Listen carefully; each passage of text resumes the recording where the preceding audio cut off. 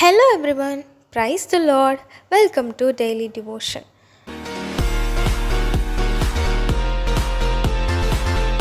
நான் இன்றைக்கி ரொம்ப சந்தோஷமாக இருக்கேங்க. ஏன்னு கேட்குறீங்களா?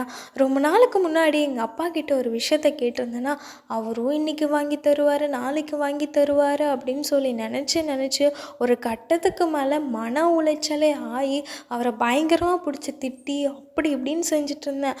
ஆனால் இன்றைக்கி அவர் எனக்கு வாங்கி கொடுத்துட்டாருங்க. ஆமாங்க, சடனாக எனக்கு இப்போ ஒரு வசனம் ஞாபகம் வருது.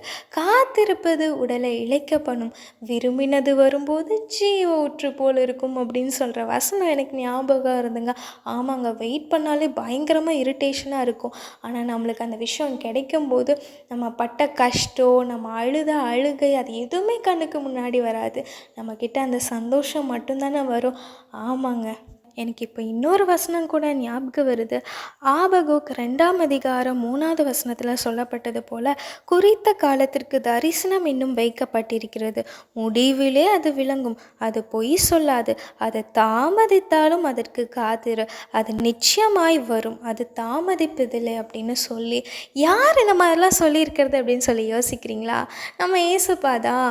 ஆமாங்க, நம்ம வாழ்க்கையிலையுமே பார்த்தீங்க அப்படின்னா ஏசப்பா கிட்ட ஒரு விஷயத்த கேட்டிருப்போம், அதுக்காக அழுதுருப்போம், புலம்பியிருப்போம். ஆனால் அவர் பார்த்திங்கன்னா ரொம்பவே வெயிட் பண்ண வச்சுக்கிட்டே இருப்பார். ஈவன் அதனால நம்ம ரொம்ப மன உளைச்சலுக்கே ஆளாயிருப்போம். ஆனால் இந்த வசனத்தின்படி பார்த்திங்க அப்படின்னா, குறித்த காலத்தில் ஏற்ற காலத்தில் அவர் நம்மளுக்கு கொடுக்க வல்லவராக இருக்காங்க.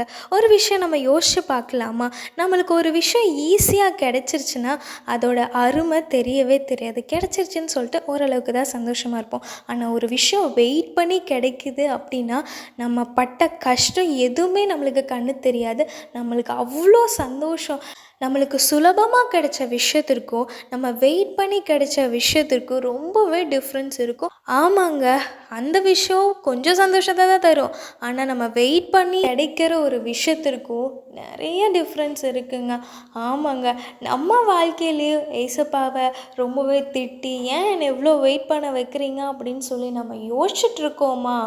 இல்லைங்க, அவர் ஒரு விஷயத்த கொடுக்குறாரு அப்படின்னா, வெயிட் பண்ண வைக்கிறாரு அப்படின்னா அது ரொம்பவே ஸ்பெஷலாக இருக்குங்க. ஆமாங்க, இன்றைக்கும் வந்துட்டு ஆண்டவர் உங்களை வெயிட் பண்ண வைக்கிறாரா? ஏசப்பா உங்களை வெயிட் பண்ண வைக்கிறாரா? சந்தோஷப்படுங்க. ஒரு பெரிய பெரிய பெரிய மகிமைக்காக உங்களை வெயிட் பண்ண வைக்கிறாங்க. விசுவாசிக்கிறீங்களா? விசுவாசிங்க. இன்றைக்கே போய் என்னை காத்திருக்க வச்சதற்கு நன்றின்னு சொல்லுங்கள். Jesus loves you.